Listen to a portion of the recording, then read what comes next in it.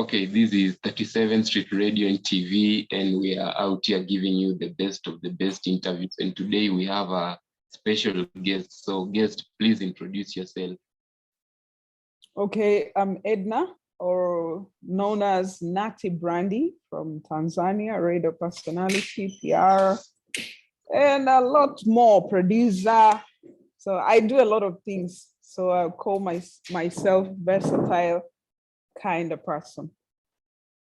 Yeah, for me, I just knew you from Instagram, and I wanted to know more about the media space in Tanzania. So I want maybe if you can just start by telling us when your love for media started. Of course, I started working on media. It was in 2013. It was in 2013. That's when I started. And you know, sometimes once you start, it's not like you can't compare the way you started and the way you are right now. So when you are starting something, it's like you are starting to learn about it. So the comparison between when I started in 2013 and now are two different things, because the person that started in 2013 is more grown, is more smart about the media industry in general and everything that is going on. When you started, and of course right now you have a lot of experience, what can you say that mistakes that you made when you were starting out that right now you have polished na uko sawa na huwezi make mistakes kama hizo tena? I wouldn't say kwamba nimekuwa na mistakes, ama I have done some mistakes, but what I can say is I have been through this industry whereby there is a lot that you have to go through it as employee of certain companies, because all these companies, they employ people from different perspectives as the company managers or the directors and stuff like that. So sometimes you can be hired to do something, and at the end of the day, you find yourself doing something else. So it's a bit crazy, but it's part of, you know, having different kind of knowledge that you didn't have, but you have to do it because you were hired to do something like that, but you were told, okay, you can do this as well, instead of the only thing that you were hired for. Here in Kenya, when it comes to radio, morning shows are given like the first priority. Yani watu wanapenda sana kusikiza radio ikifika 6 a.m. to 10 a.m. So I want to know, Tanzania, is it the same ama wakati ni tofauti where guys listen to radio the most? I would say it's like the same, but most premium shows, it's morning show and afternoon show. So from 6 to 9, then from 1 p.m. to 4 p.m. Those are prime time, where a lot of people listen to the radio stations most of the time, comparing to other kind of show. Yeah. Again, when you look at the media, and in right now we have seen that the internet is really growing, and we have all these like we have YouTube, we have Instagram. So in my observation here in Kenya, there are guys who are working for these media stations, and their contracts are very tight. They can't even allow you to have a YouTube channel. So I don't know if it is the same in Tanzania, because sometimes the employer sees that you will set up a YouTube channel and that's like competition. So for you, I've seen that you have a YouTube channel. So can you talk about it? Like, how does it go in Tanzania? About that, actually, it's depend with the company you're working for. For the place that I'm working for, they don't really consider about my side hustle.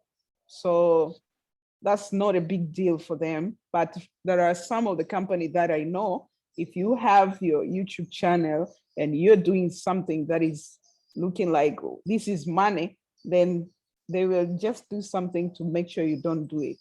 So yeah, that's it. We can also talk about the behind the scenes. Unajua, sometimes the listener just listens. Maybe you are on radio for 2 hours. They just think that maybe you came in, did your 2 hours, and you went home. So I just want you to talk about the preparations, how long it takes you to prepare, maybe vile unapiga research nini ndio pia utangaze, useme kitu yenye you have factual information about. Actually, most of the time I get in the office around 10 a.m. and my show starts 7 p.m. So that means I have like 2 hours to prepare whatever I want to do for the show of the day. And I think it's enough time for me to do all the preparation for the show. Yeah. We can also talk about event hosting. I've also seen that you are hosting a couple of events.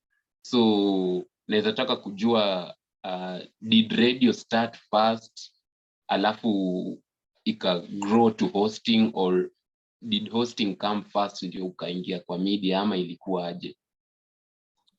Okay, I think for me, hosting, I came to the radio first, then I started hosting.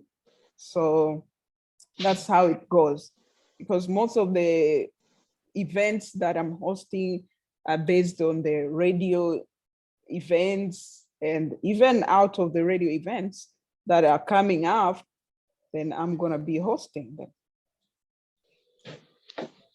Okay,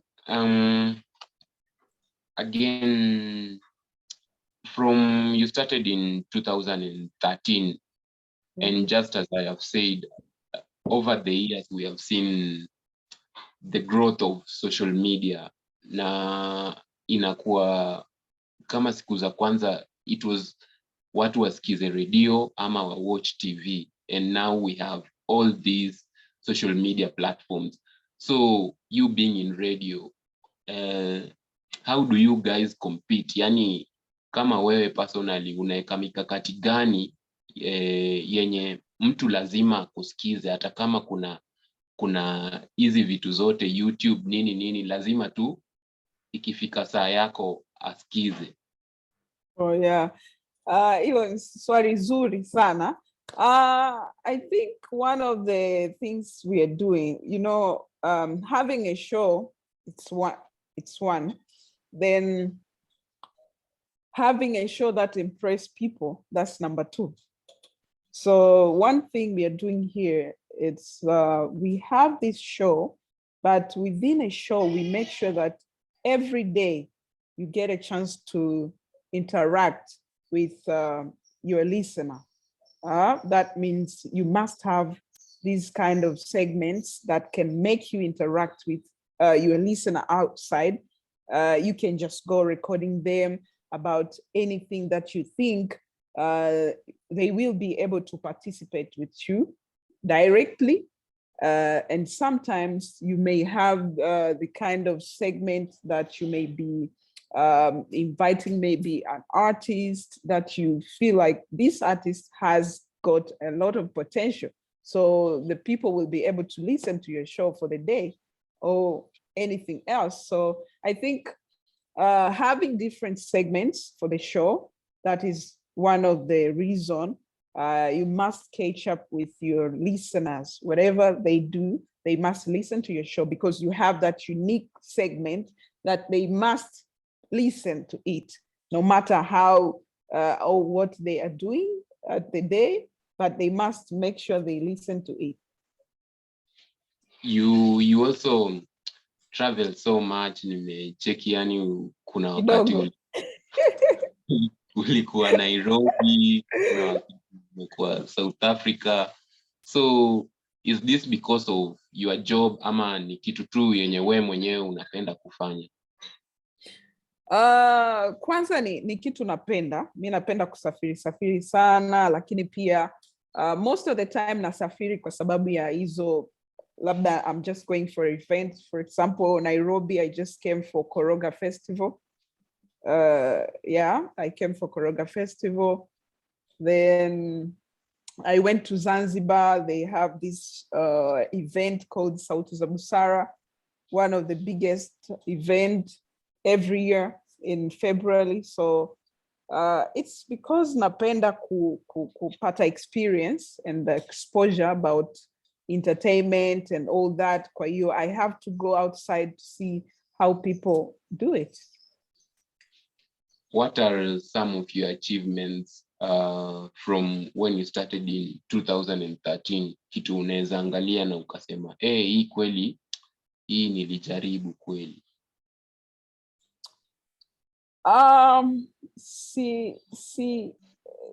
You know, kila mtu ana perception yake when it comes to your achievements and whatever comes to what you're doing. Kwa hiyo, for me, I feel like kwa kile ambacho nimefanya throughout all these years ni kuweza maintain the standard of what I'm doing. Kwamba any person who is coming up somewhere, they will be able to reach me out and ask me, hey, I want to do this. What do you think about this? I think that is achievement as well. Yeah. Of course, there are some of the people that were calling me. They tell me that they are inspired to get into the industry because of what I have been doing. So it's also achievement for me. I don't see it in a bigger way, like having this and that, but I don't see it materialistically, but I see it into the way that I have inspired some of the people and have been able to do it in a very professional way that most of the people admire it. I want us to talk about cyberbullying. So you being a public figure, of course, people will, sometimes you will say something and people take it differently. Na maybe wanaanza matusi ama vitu kama hivyo. So have you ever faced this? How do you deal with this? I think ni kitu ambacho kiko tofauti, as in kila mtu kuna jinsi anaweza kuexpress kile ambacho anaona ni sawa, na kwa sababu we are living in the free world, kwamba anyone can comment, anyone can say this, anyone can say that. You can't control everyone. So at the end of the day, una take it as huyu mtu amezungumza hivi ni kwa sababu yeye ndo ameona anaweza kuzungumza hiki, lakini it doesn't mean kwamba kile ambacho yeye anakizungumza unatakiwa ukitake it personal, kwa sababu mwisho wa siku the world is free and everyone is free to speak whatever they want to speak. So to me it's not just a big deal, lakini nikiona kama maybe mtu labda anakuja kuni attack in a way ambayo naona kabisa tunaweza tukaenda pabaya zaidi, so naweza tu nikamblock maybe, au nikamjibu in a simple way ambayo naona anaweza akanielewa, and kama hawezi kuelewa, sasa hapo ndo the only option ni kumblock. So according to your experience, umesema ulianza 2013, na I like asking people this question. For you, mtu akikukujia na aseme anataka kuingia kwa media, unaweza muadvise aende shule, asome media, ama aanze tu kufanya kitu? Because right now vile nilisema hapo awali, there is YouTube, there is Spotify, watu wanafanya podcast. Unaweza advise mtu aanze kutumia hizi mitandao kujaribu kufanya kitu, ama lazima mtu aende shuleni? Kwa sababu pia hapa Kenya naona watu wengi wa online media wanajaribu kufanya kitu, alafu watu wanapenda, alafu hivyo tu ndio mtu anapendwa na kila mtu. Wanasema talent is good. Kuwa na talent ni kitu kizuri, lakini if you have knowledge about it, kinakuwa kizuri zaidi. Umeona?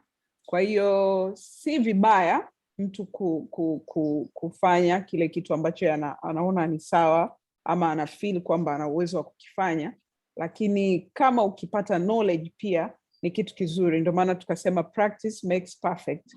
Kwa hiyo huyu ambaye ataanza kupractice huku kwenye YouTube kabla hajaenda labda kukisomea kitu, anaweza kujikuta ni bora zaidi pale ambapo ataamua sasa kwenda labda kuongeza knowledge ya kile kitu ambacho anakifanya, tofauti na yule mtu ambaye labda ameanzia kule kupata knowledge alafu akaja sasa kufanya practice.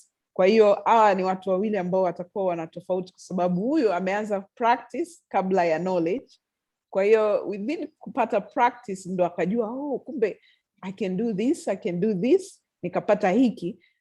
Lakini huyu ambaye ameenda kupata knowledge, ameipata knowledge, kwa hiyo anatakiwa tena kuirudisha ile knowledge into practice, which is something ambacho kidogo kinakuwa ni kigumu, kwa sababu I have experience. Kuna watu wengi sana unakuta labda ameenda chuo, na akitoka kule chuoni anakuja huku sasa kwenye field.